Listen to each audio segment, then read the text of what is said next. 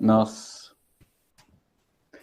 Olá, companheiros da Causa Operária TV, da Rádio Causa Operária, do canal Internacionalismo. Estamos começando o podcast O Mundo em uma Hora, dessa segunda-feira, dia 9 de agosto de 2021, para tratar do tema identitarismo pelo mundo e o seu envolvimento, né, em golpes de Estado.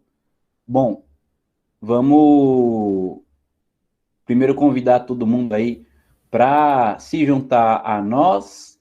Podem comentar à vontade no nosso chat, podem também curtir o nosso vídeo, compartilhar aí nas suas redes sociais, compartilha nos grupos identitários também, compartilha com aquele seu amigo, sua amiga, seu amigue identitário, identitária, sei lá, para ele entender o que é isso que essa pessoa defende, né? Compartilha aí com todo mundo, para aquele seu amigo que acha que é um animal, para outro que acha que é uma árvore, compartilha com todas as pessoas aí, compartilha também nas redes sociais que vocês mexem aí. E, além disso, se inscrevam também na Causa Operária TV e no canal Internacionalismo. O canal Internacionalismo, você pode achar ele no canal da Causa Operária TV, ali no menu canais, ou então digitando na barra de pesquisa do YouTube, Internacionalismo, e filtrando por canais, você vai achar ali o nosso canal, se inscreve. E, além disso, você pode se tornar membro também da Causa Operária TV. É uma das, na verdade, é a principal forma de financiamento do nosso canal, né? A gente que não recebe dinheiro de burguês, nem do governo, e só é financiado pela classe operária, da qual vocês aí que nos assistem são representantes aí. Então, se você gosta da Causa Operária TV, se inscreve e torne-se membro do nosso canal por apenas R$ 7,99 por mês. Bom, vamos começar aí o nosso podcast. Eu sou Eduardo Vasco, estou aqui com a Júlia Scalvenzi, Adriana Machado, Thiago Assad, César Chenhot. E, bom, o identitarismo é o nosso tema, né? Por que a gente escolheu esse tema? Porque ultimamente voltou à tona, né, a questão aí da luta identitária, com o incêndio aí da estátua do Bandeirante Borba Gato e a discussão a respeito dos bandeirantes, a respeito da própria história do Brasil, uma história de massacres, de mortes, de assassinatos, de indígenas, de negros, de escravidão, da chegada de europeus aqui e tudo mais, né? E os identitários querem apagar a história do Brasil, né? É, ao, ao, Sob a desculpa, né, de que foi uma história feita de opressão. Só que isso daí não é uma coisa progressista, ao contrário do que eles pensam, né? Porque no caso do Brasil, apagar a história do Brasil, país oprimido, um dos principais países oprimidos do mundo, só pode interessar os seus inimigos, que são os países imperialistas, né? Apagar a história da China, apagar a história da Rússia, da Índia, é a mesma coisa. E esses grupos identitários pelo mundo inteiro, eles fazem isso, né? Só que uma coisa que é mais evidente ainda, nessa questão dos grupos identitários pelo mundo, é o que eles fazem na luta política cotidiana, atual. Eles servem, via de regra, aos interesses do imperialismo contra os povos daquele país para derrubar, por exemplo, governos nacionalistas, né? Governos de esquerda, e tudo isso sob a desculpa de que aqueles governos seriam violadores do meio ambiente, por exemplo, um presidente seria machista, um presidente seria homofóbico, né?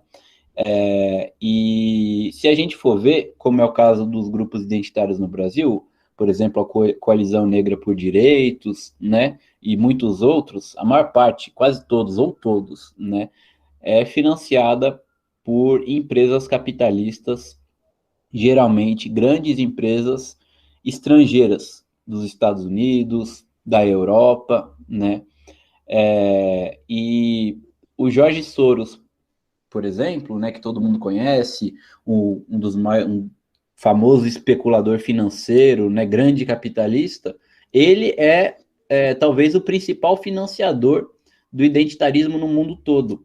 Inclusive, a extrema-direita acusa o Jorge Soros de ser comunista, né, porque ele financia esses grupos identitários aí, os quais a esquerda pequeno-burguesa, inclusive, que se diz comunista, está sempre ligada, né? O Jorge Soros chegou a enviar, se eu não me engano, US$ 1 bilhão para o governo do Flávio Dino no Maranhão, né?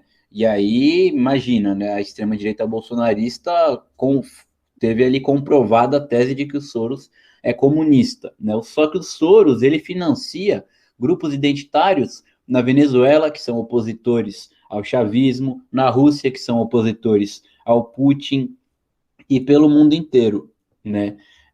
Movimentos que, na verdade, são anticomunistas, são financiados pelos capitalistas anticomunistas, né? Estão aí para desviar a luta da classe trabalhadora, né? Para desviar o foco, que é a luta de classes, que logicamente envolve a luta do negro num povo oprimido, num país oprimido, a luta das mulheres também, mas os movimentos identitários querem, né, falar, não, o que importa é empoderar os bissexuais. Nichos, Isso. O que você falou, nichos Assad? identitários. Lixos identitários? Não, os nichos, né? Ah, nichos Pô, identitários. pequenos grupos assim, lixos agora. Você foi um baita provocador agora, mas é interessante isso que você coloca, né? Porque eles têm um dos métodos ficou muito comum entre eles, é a destruição do passado. Mas enquanto eles fazem isso por uma moral muito duvidosa, eles vão, na verdade, apoiando a destruição do presente que o imperialismo vai promovendo no mundo inteiro, né? A Isso. gente a gente estava discutindo até no último, a gente falou do Afeganistão uma vez sobre como estava lá uma situação de crise em que o imperialismo estava perdendo, né? E um dos aspectos em que o regime do Talibã foi denunciado era por isso, porque supostamente fazia lá maldades lá contra as mulheres, porque oprimia elas. E a gente está vendo agora que as mulheres também são, inclusive, uma grande fonte de força do Talibã É, nessas mobilizações atuais.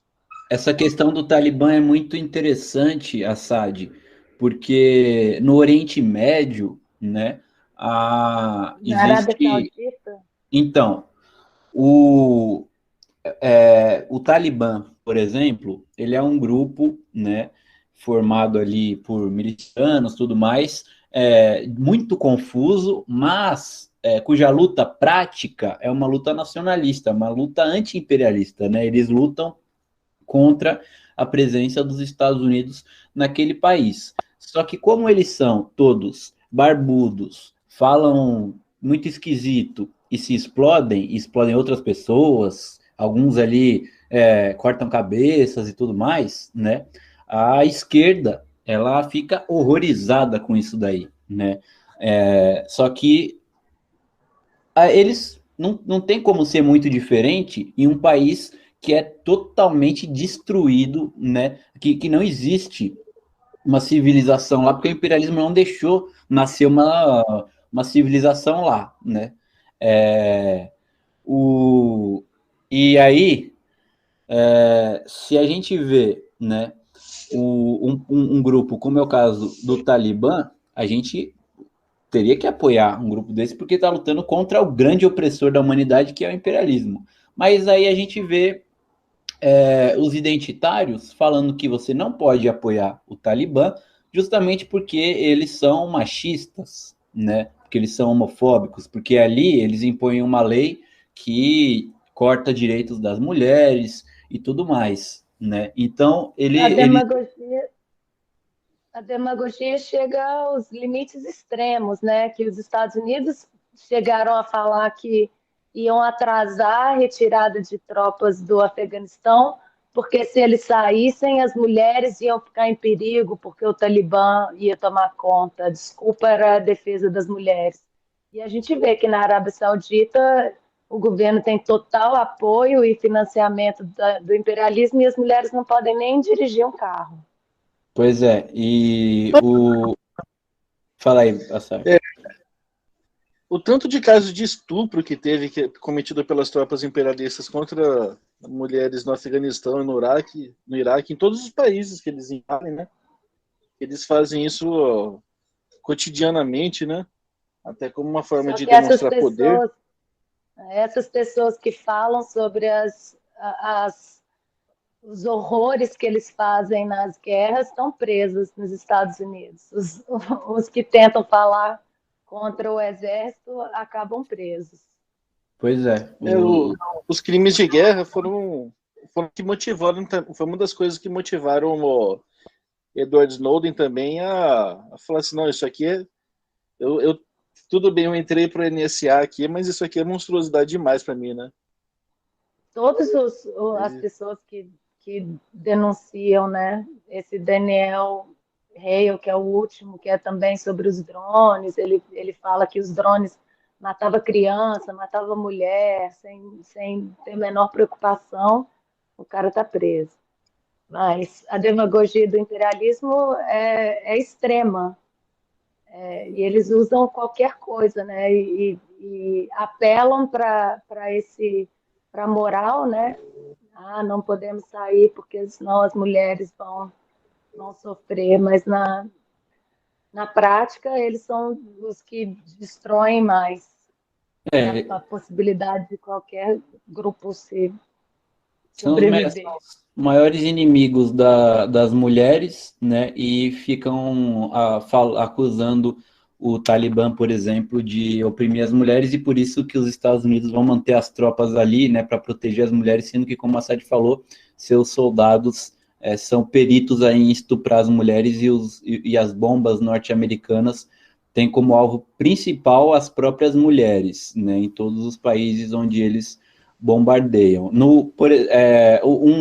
Um país também, né, onde muito se fala a respeito da opressão das mulheres, né, para atacar o regime, é o Irã, né? As mulheres do Irã não têm direitos, e aí os Estados Unidos impõem sanções, né? E os grupos identitários, eles agem, né, justamente para pegar esse ponto negativo do governo do Irã para chamar a derrubada do governo do Irã pelos Estados Unidos, pelo imperialismo, né? Então, novamente aí, o Irã precisa ter o seu governo derrubado, né? Os Estados Unidos precisam chegar lá para invadir o país e derrubar esse governo, porque ele é um governo que oprime as mulheres, né?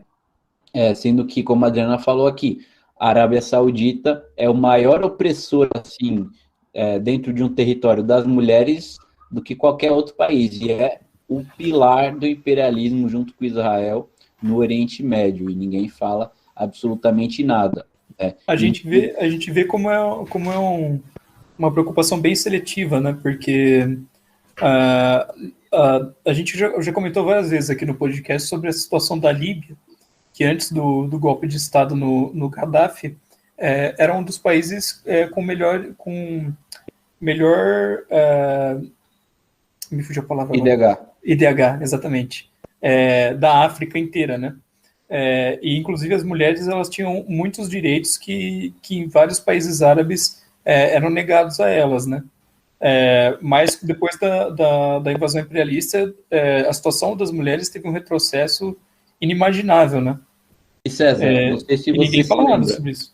Mas uma das acusações contra o Muammar Gaddafi é que ele tinha um harém, né, e de escravas ali e tudo, e outra era que ele dava Viagra para os soldados dele quando estavam invadindo alguma cidade durante ali a Guerra Civil, para os caras ficarem mais atiçados ali e estuprarem as mulheres, sendo que isso daí não foi não foi comprovado, e foi utilizado muito na propaganda do imperialismo para falar, vejam só como esse governo aí é machista, ele é louco, não sei o quê, e quem estava no governo dos Estados Unidos naquela época era o Barack Obama, o vice-presidente Joe Biden e com a secretária de Estado Hillary Clinton, que era, assim, a diva do identitarismo, né?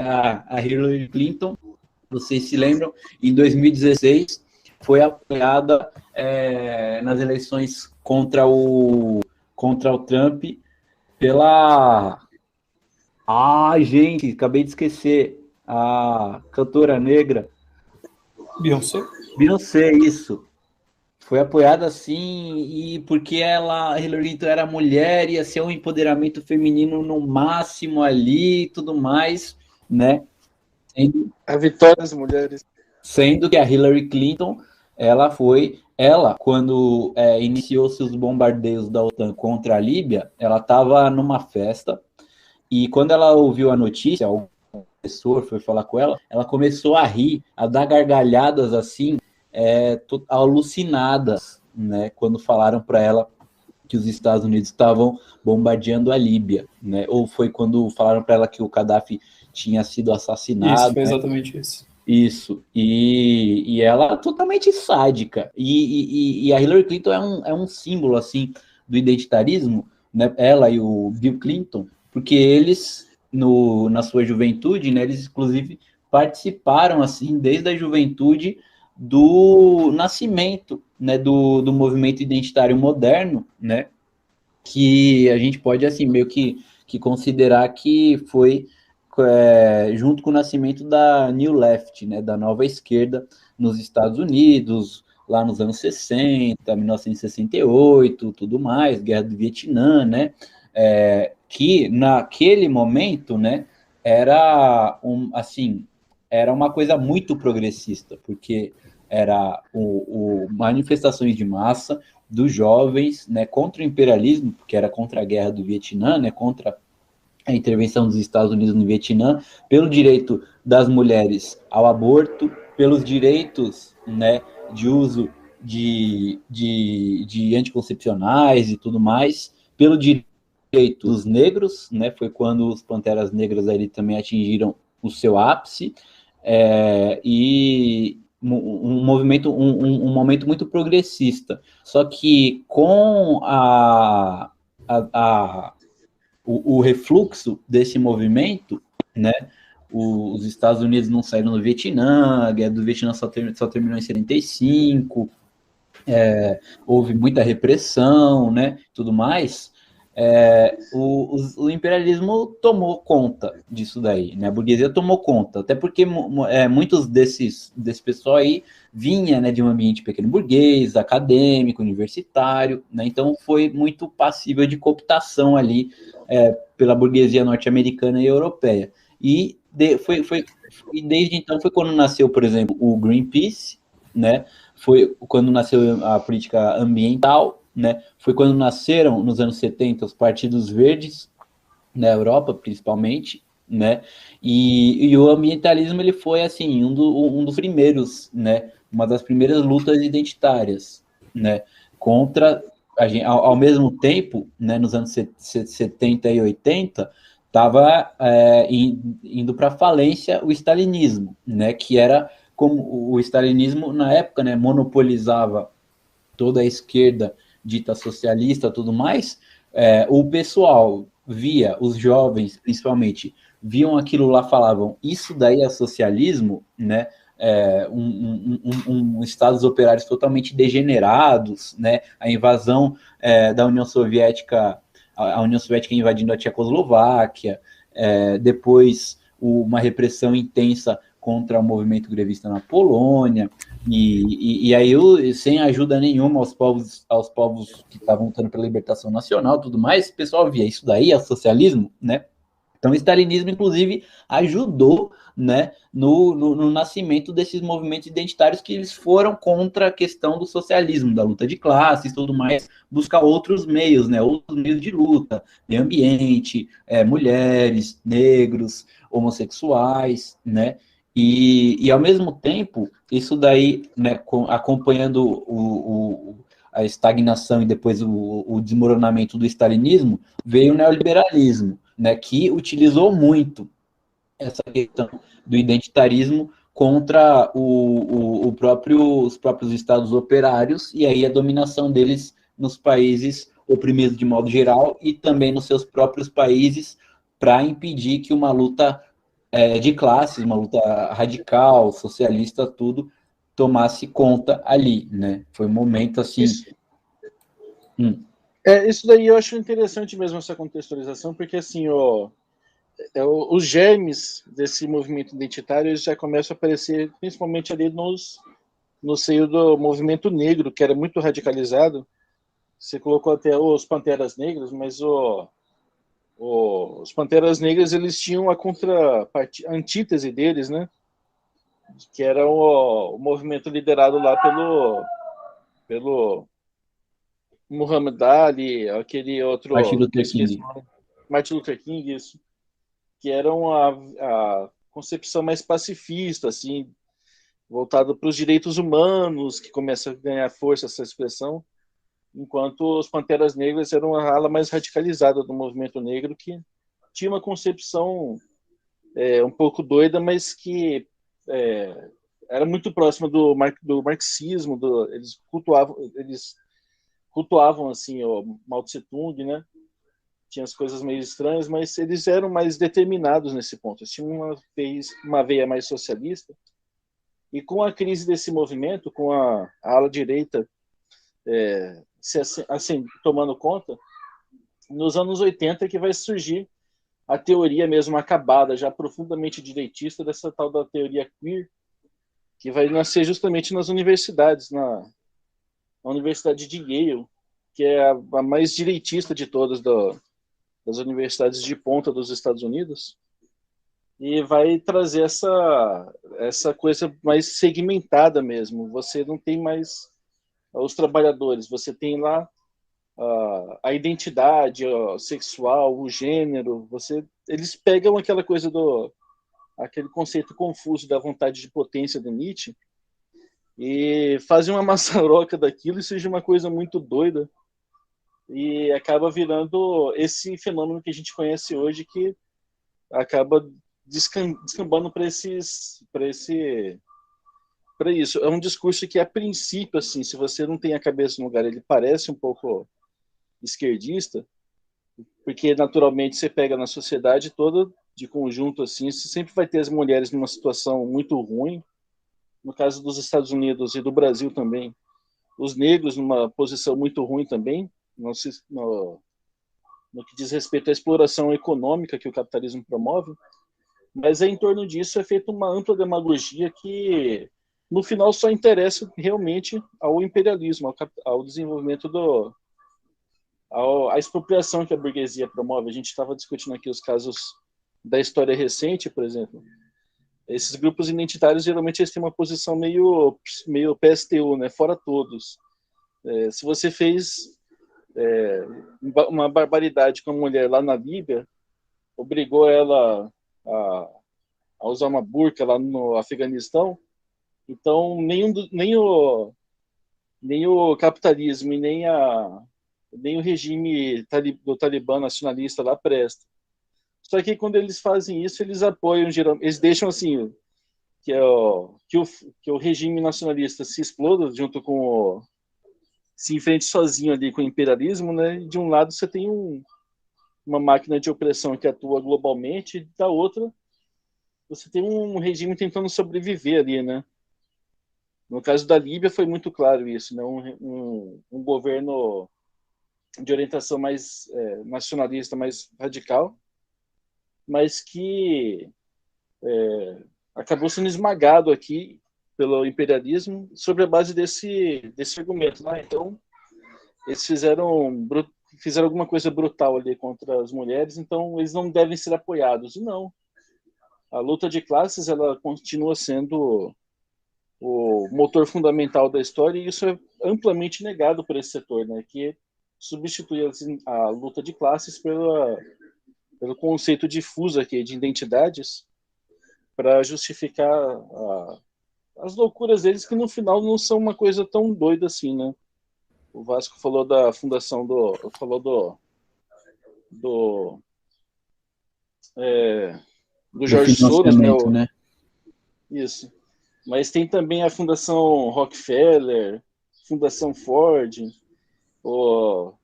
tem uma fundação ligada àqueles irmãos Koch também, que são grupos assim poderosíssimos da burguesia imperialista mesmo, que existe mais poderoso e perigoso também no mundo, que solta muito dinheiro no mundo afora para impulsionar essas coisas, que esse tipo de loucura ideológica que vai servir para confundir muito mais do que esclarecer, né, e produzir a divisão da classe trabalhadora. Isso, esses grupos, né, como você falou, Fundação Ford, Rockefeller, dos irmãos Koch, USAID, própria CIA, tem o Instituto Democrata Internacional, né, e o Instituto Republicano Internacional também, e eles, se você, isso daí, o identitarismo tem muito a ver com as ONGs, né, porque as ONGs, elas são identitárias, né, ONGs, ou seja, estão ali servindo a um setor, né, eles dizem, defender um setor específico da sociedade. As ONGs são identitárias, praticamente todas as ONGs são identitárias, né? O identitarismo, ele funciona através, basicamente, das ONGs, né? Os grupos identitários são todos, basicamente, ONGs, não existe um partido político, por exemplo, que é fundado como um partido identitário, né? Embora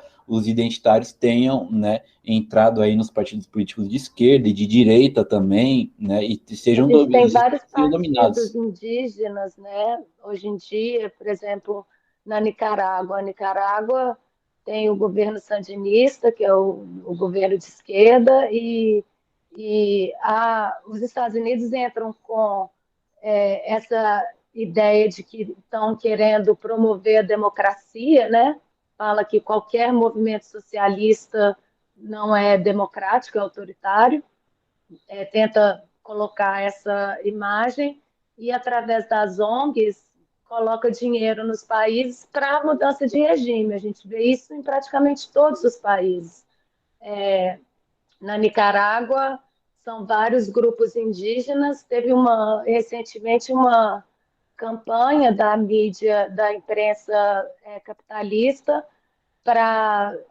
querendo fazer um boicote da produção de carne da Nicarágua, sendo feito através das instituições, das ONGs, que são patrocinadas, das ONGs indígenas patrocinadas pelos Estados Unidos. Então, por exemplo, tem a Oakland Institute, que era uma das que foram usadas como fonte para falar que estava tendo assassinato de indígenas para promover a indústria de carne. A indústria de carne, quem compra são os Estados Unidos. Então, ela é feita para os Estados Unidos. E eles estão tentando desestabilizar o governo, falando que essa indústria ela promove genocídio indígena. Aí a gente vai ver, quando você vai ver exatamente o que aconteceu, esse tal de Oakland Institute, que é das ONGs, são várias outras na Nicarágua. Eles falam que morreram 40 indígenas em 5 anos nessa disputa de terras na Nicarágua. Quando a gente vai ver na Colômbia, que é o governo que recebe dinheiro dos Estados Unidos e toda a direita que recebe dinheiro dos Estados Unidos, os indígenas ativistas que foram mortos são milhares, em alguns anos foram milhares, mas ninguém fala nisso. Estão concentrando na Nicarágua, porque tem o governo sandinista que eles querem mudar, né? Querem derrubar. Então, a gente vê isso em todos os lugares. Por exemplo, em Cuba tem agora o movimento Pátria e Vida. A gente vai nos Estados Unidos, a gente vê passeando na rua gente com camiseta que é do movimento negro, que são os rappers, que falam que estão querendo a liberdade de Cuba. A liberdade que eles falam é o apoio dos Estados Unidos, né? Então, essas ONGs existem em vários lugares, no mundo inteiro, e a Hillary Clinton sempre foi uma das que mais influenciaram nessa divisão, né, da onde que vai o dinheiro, como que é organizado. Eu acho engraçado que quando ela estava concorrendo contra o Trump, o imperialismo contou com o identitarismo para fazer ela ganhar. Eles ficavam falando que o Trump, tudo que ele fala de ruim, de machismo, né, era um escândalo, que é pegar as mulheres pela... Não quero nem falar em português, só pegar as mulheres pela buceta, era o slogan do Trump na imprensa capitalista para tentar fazer o voto ir para Hillary. Foi um movimento enorme eu lembro na época das eleições, milhares de mulheres com toucas cor-de-rosa invadindo as ruas de Washington. Eles tentaram fazer um movimento feminista, um movimento para eleger a Hillary baseado no identitarismo, né, contra o Trump. E a gente viu que eles não conseguiram. O Trump acabou que a economia, a dificuldade dos trabalhadores, a vontade de ir contra esse sistema imperialista acabou ganhando com uma surpresa, né? Então, a Hillary, eles tentaram essa política identitária para eleger ela, não deu certo, mas eles continuam em todos os outros países. E essa política identitária, essa política nos Estados Unidos, acabou alimentando a própria extrema-direita, né? Que, como você falou, o pessoal ficou... Os trabalhadores ali, porque o Trump ele foi eleito por uma boa parte do eleitorado dele era da classe trabalhadora, né? Que o trabalhador não fica, não tem pensamento abstrato. A pessoa está sem emprego, está precisando manter a família. A Hillary Clinton fala que vai empoderar as mulheres, os imigrantes, não sei o quê. O Trump fala, eu vou te dar emprego. Em quem que o cara vai votar? Porque o cara não tem. A maior parte do eleitorado norte-americano, da classe trabalhadora, não é politizado. E os que votaram no Trump são os mais atrasados, né? E aí tinha lá a Hillary Clinton e o Trump estava aproveitando para chamar ela de esquerdista, assim como ele estava chamando agora o Biden de esquerdista e tudo mais. O trabalhador falava, isso daí é esquerda? Eu não vou votar na esquerda, eu não sou de esquerda, eu sou de direita, então. Se a direita está me oferecendo emprego, a esquerda está me oferecendo ciranda, eu não preciso de ciranda, eu preciso de emprego. Eu sou de direita, então, né? Para você ver como a política identitária é totalmente nociva e danosa à esquerda e serve aos interesses, inclusive, da própria extrema-direita, porque a extrema-direita utiliza o identitarismo para atacar a esquerda, como ela faz no Brasil, né? E aí depois o pessoal fala que o Bolsonaro tem apoio, tem voto, tudo mais. Esse paralelo é muito bom, porque... Só colocar, aí vem a gente viu nas eleições de 2018, né? A Manuela Dávila lá com aquela camiseta Lute como uma garota, e todo o discurso, na verdade, é fundamentado nisso, não tinha... Acabou classe operária no Brasil, né? E nem que não se fale de classe operária, né? A gente vê que realmente é uma postura só através do que eles chamam de narrativa, né? É a disputa pela narrativa. Não sai desse espaço argumentativo, né? Tipo assim,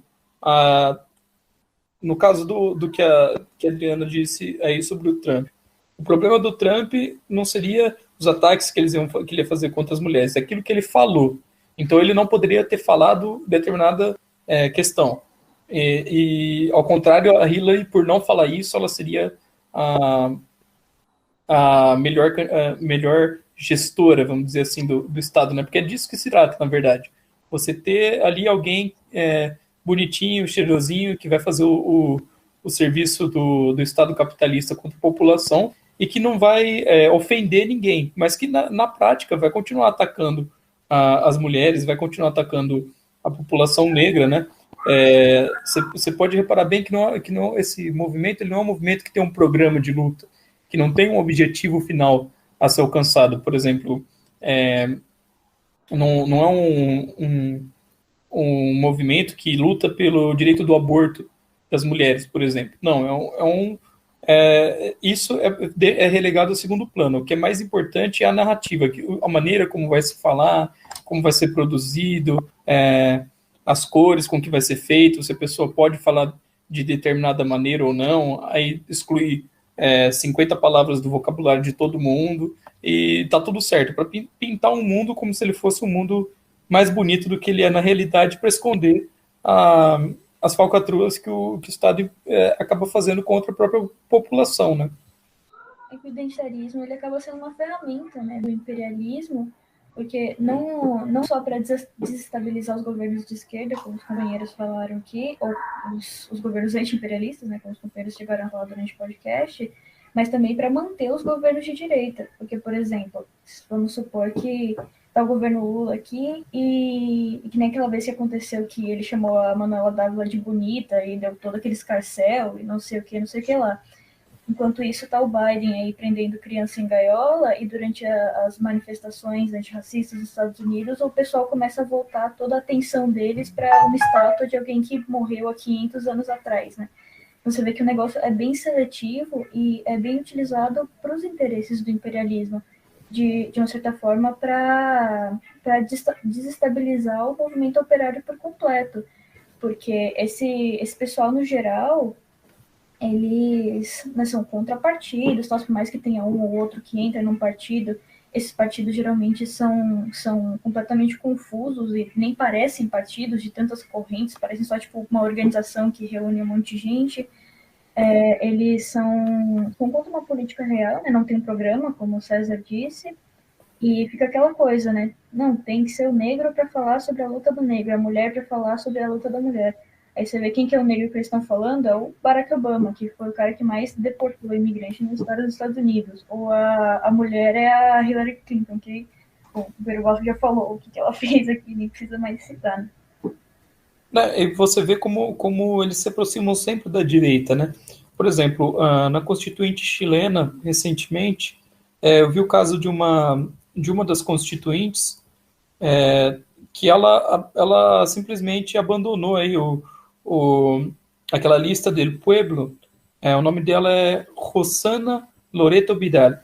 Ela abandonou a lista que ela foi eleita na Constituinte, que era uma lista daqueles independentes, né? Que, acima de tudo, eram, em sua grande maioria, identitários, né? Pessoal bem identitário mesmo. Ela abandonou a lista porque a maioria da lista não quer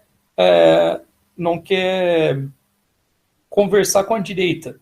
No caso, ela acredita que você tem que abrir espaço para o diálogo para a direita, porque a direita representa uma grande parte da população chilena e todos têm que ter espaço no diálogo e somente isso, né? Tipo, é uma abertura para que a direita tome o controle da situação política. Você vê que, assim, ela é uma pessoa identitária dentro desse grupo identitário e ela é capaz de abandonar o grupo para poder permitir que a direita entre. Ô César, e, por exemplo, do lado do Chile, na Bolívia, durante os governos do Evo Morales,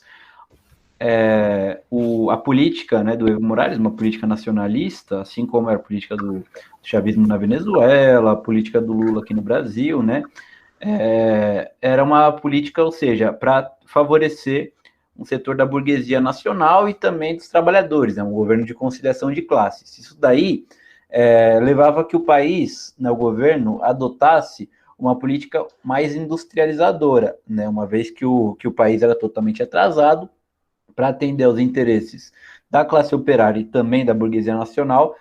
O Evo Morales tentou industrializar a Bolívia, tudo mais, e para isso ele teve de, logicamente, utilizar os recursos naturais, né? E aí houve uma oposição contra o Evo Morales por parte de grupos indígenas contra a exploração, né, de determinados territórios na Bolívia. E esses grupos indígenas, eles foram apoiados pelo imperialismo, né? Por quê? Porque, logicamente, a política do Evo Morales era de industrializar, desenvolver a Bolívia e beneficiar a indústria nacional, a economia, a burguesia nacional, em detrimento dos interesses da burguesia internacional do imperialismo. Né? O imperialismo, por interesses totalmente econômicos e nem um pouco humanitários ou algo do tipo, financiou esses grupos indígenas para que eles impedissem o Evo Morales de levar adiante essa política mais industrializante, né? Então, utilizaram ali, aí iniciou-se uma grande campanha. O Evo Morales, que é indígena, está atacando os direitos dos povos indígenas, dos povos originários, né? Tudo mais, eles têm o direito de não sei o que, você não pode cortar uma árvore, porque senão vai destruir todos os indígenas da Bolívia, e tudo mais. E aí esses grupos indígenas aí foram financiados pelo imperialismo por ONGs e tudo mais para fazerem isso daí. E uma coisa, o Evo Morales também foi acusado de misógino, porque uma vez ele deu eu não lembro, puta, eu tinha que pesquisar aqui, ele deu uma declaração assim besta, né? E aí os movimentos feministas identitários da Bolívia, todo mundo atacando Evo Morales, misógino, machista, não sei o que, isso daí acho que foi até próximo de uma eleição, né? Que foi, logicamente, impulsionado pela direita contra o Evo Morales, né? Contra o nacionalismo boliviano. E a Bolívia, não exatamente por causa disso, mas teve, né, em 2008, teve quase próxima de uma guerra civil com a de extrema-direita, né, tentando separar Santa Cruz de la Sierra do país, né, também utilizando coisas identitárias, porque a direita também utiliza discursos identitários, a extrema-direita europeia utiliza, a extrema-direita norte-americana utiliza, se você for ver bem, o nazismo é identitário, né, os arianos, tudo mais, contra os judeus, na Europa, a questão anti-imigrante, né? Esses imigrantes estão trazendo a cultura deles contra a nossa cultura pura, isso daí é o identitarismo também. Embora isso daí seja assim, o Assad quer falar, mas embora isso daí seja um outro podcast, né? Porque é bastante coisa, mas pode terminar, Assad, pode falar, mas eu queria, depois que você falasse, eu queria voltar só a essa questão da divisão de territórios, né? Mas pode falar. Não, só lembrando aqui, quando você falava isso, o famoso Che fuzilador de gays, né? É verdade, né? Che Guevara, assassino de gays, o Cuba, né, que perseguiu homossexuais, então é uma ditadura, não sei o quê, né? Você aumenta muito o negócio, né? Só porque o cara poderia ser considerado, só porque o Fidel chamou um cara de viado, pronto, nossa senhora, como pode? A gente apoiou essa revolução e agora, nossa, temos que destruir tudo. Mas aí, no caso da Bolívia, quase que separaram o país. Isso daí é utilizado na Rússia, por exemplo, o Fêmen, que, assim, é muito claro que o Fêmen é uma ONG imperialista, né? Isso daí ninguém pode falar o contrário. Sempre fez ações contra o governo Putin, porque seria um governo machista, porque o Putin seria machista e digamos que ele é machista. Sim, o Putin, o cara, ele é de direita, inclusive, o Putin, né? Mas isso daí serve aos interesses do imperialismo, até inclusive a questão dos gays na Rússia, né? Também, que é um governo homofóbico, tudo, e a mesma coisa na Bielorrússia contra o Lukashenko, né? Lembrando que no ano passado o imperialismo utilizou uma fantoche deles, a Tikhanovskaya, né? Uma mulher, quem é? Muitas vezes você deve ter visto nos jornais, né? Quem é a mulher que está desafiando o ditador bielorrusso, né? Que é machista, homofóbico, tudo mais, né? Tudo isso daí para tentar dar um golpe de Estado na Rússia, na Bielorrússia. O pessoal fala muito, existe uma propaganda da imprensa internacional sobre supostos campos de concentração de gays na Chechênia, né? Tudo isso daí, e curiosamente, né? Por que será que é logo na Chechênia que existe um campo de concentração de gays? Será que é porque na Chechênia existe um movimento separatista, né? E aí o imperialismo já começa a fazer uma grande campanha ali, Chechênia, persegue os gays, temos que fazer uma intervenção ali, tem que apoiar a separação da Chechênia da Rússia, tudo isso daí para separar, uma parte do território russo para enfraquecer a Rússia, porque para o imperialismo, quanto menores forem os países, mais fácil de governar. Todo mundo sabe aquele famoso ditado que foi inventado pelo primeiro ser humano que nasceu na face da Terra, dividir para conquistar, né? E aí o imperialismo utiliza isso daí para dividir a Rússia, utiliza para dividir a China também, porque a questão dos uigures é uma também questão identitária. Aí fala, o governo chinês persegue os uigures, né? Os muçulmanos que vivem na China, tudo naquela região de Xinjiang, então tem que separar, porque não dá, né? Mesma coisa na Síria, o Assad sabe muito bem disso, porque a esquerda... Os curdos lá, né? Não, inclusive a esquerda cai nessa. Por que a esquerda apoia os curdos? Apoia menos pela questão da autodeterminação dos povos, embora nesse caso aí não pode ser discutido, mas na nossa posição não é o caso da autodeterminação dos povos, porque isso daí é utilizado pelo imperialismo para separar, para dividir e para conquistar um país oprimido. Mas a esquerda leva menos a questão da emancipação, da autodeterminação dos povos, e mais a questão de que os curdos têm milícias feministas, e aí por isso que eles precisam ser apoiados.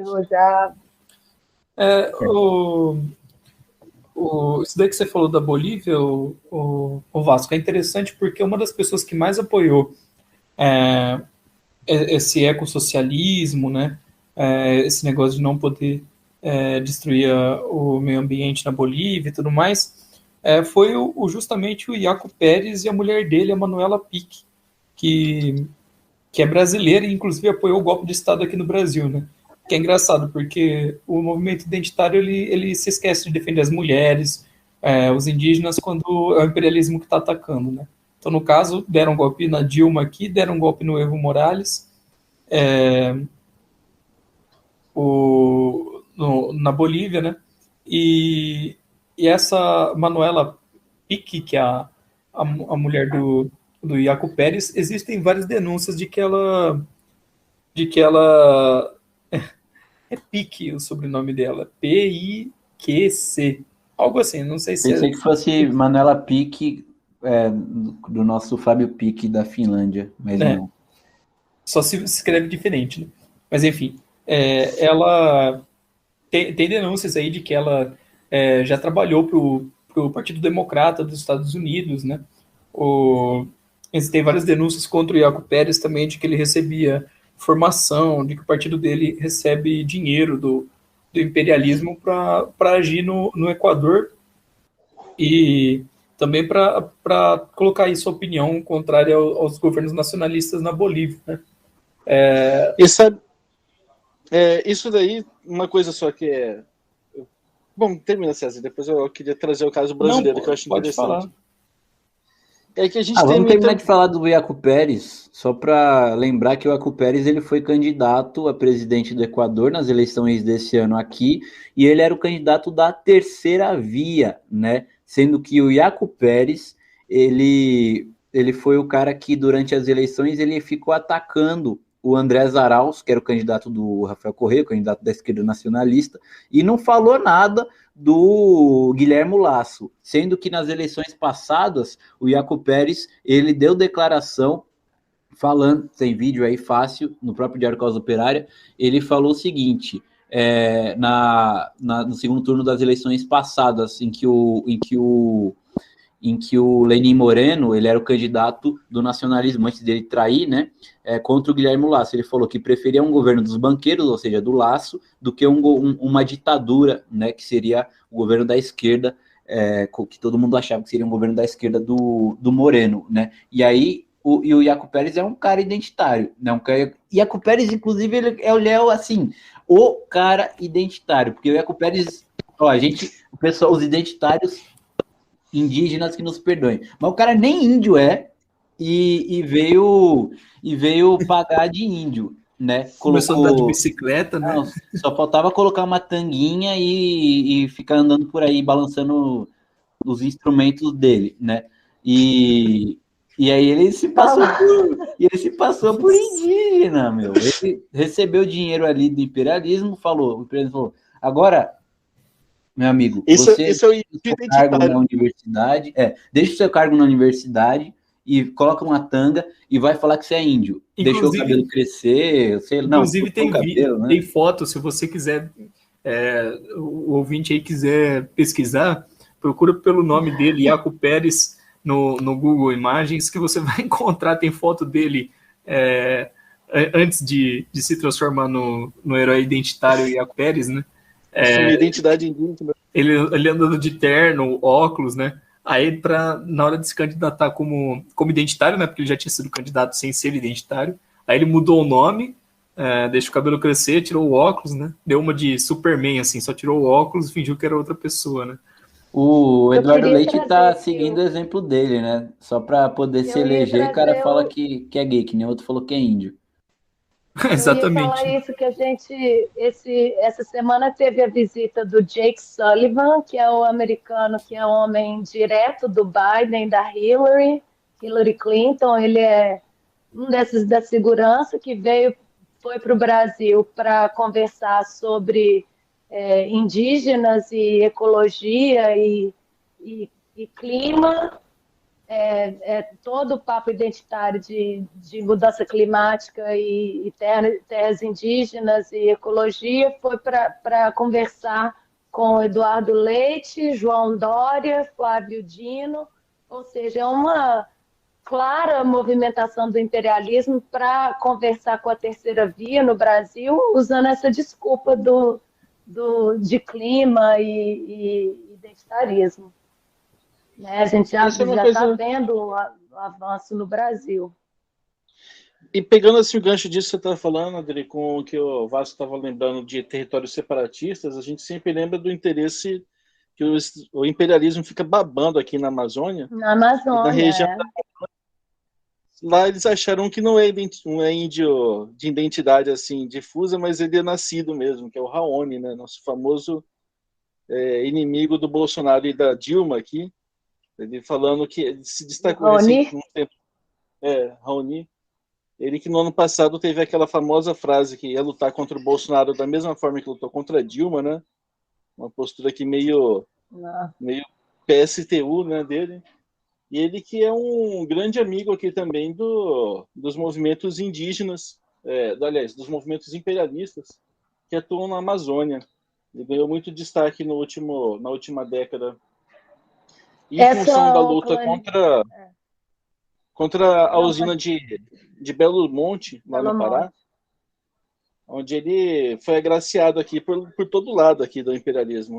O Jacques Chirac deu apoio para ele virou cidadão honorário de Paris, e segue esse mesmíssimo roteiro aí famoso que o Vasco descreveu, que aqui no Brasil a gente está vendo uma consequência muito séria, justamente num território extremamente importante e tão importante quanto frágil também para a nossa soberania, que é o território amazônico, né, que é muito abandonado, tem muita riqueza ali, riquezas que a gente nem consegue imaginar ainda, porque é muito inexplorado, e temos esse grande cavalo de Troia atuando aqui, que é usando essa bandeira. E a Venezuela, né? A Venezuela logo ali, que se os Estados Unidos quiser entrar em guerra com a Venezuela, com certeza vai precisar da Amazônia. É uma fronteira E dos importantíssima. identitários. E dos identitários. Com certeza, esses aí certamente Aí vão o pessoal apoiar. vai falar, né? Não, porque vai usar lugar de fala, né? Porque não, você vai pegar qualquer pessoa que mora na Amazônia, dá um dinheiro para ela, e ela fala que tem que se separar do Brasil e virar algo do mundo. Você não pode falar nada porque você não tem lugar de fala. E é isso, né?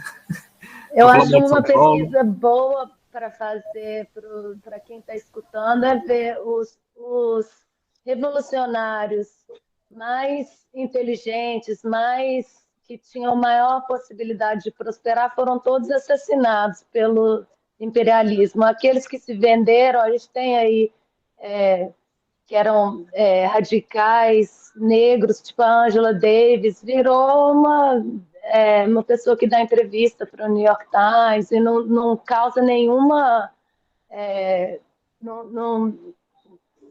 não causa nenhum medo no imperialismo, né? Todos esses que que foram cooptados, que tinham uma chance de causar uma reação no povo, acabaram sendo cooptados. Os que não são cooptados são mortos. É a política imperialista. Bom, se não temos mais nada para falar, embora a gente tenha muito mais coisa para falar dos identitários, né? Só que a gente está acabando o nosso tempo aqui do podcast O Mundo em Uma Hora. Quem sabe, né? A gente Eu quero lembrar que o Biden teve acusações de assédio muito precisas e que foram totalmente abafadas pela imprensa capitalista. Para a gente prestar muita atenção no que escuta na imprensa, porque eles com certeza não deixam passar o que não é de interesse deles. Então, prestar muita atenção no que sai por aí, esse politicamente correto, para onde que está o interesse da população, da luta de classe, para a gente concentrar bastante para não cair nessas ciladas. Porque aí os mais estupradores e violentos e nazistas estão no poder, disfarçando de democratas que lutam pela liberdade, pela não corrupção. Usando o discurso identitário, né? Porque você falou, o Biden, que é um grande feminista, ele é assediador de mulheres.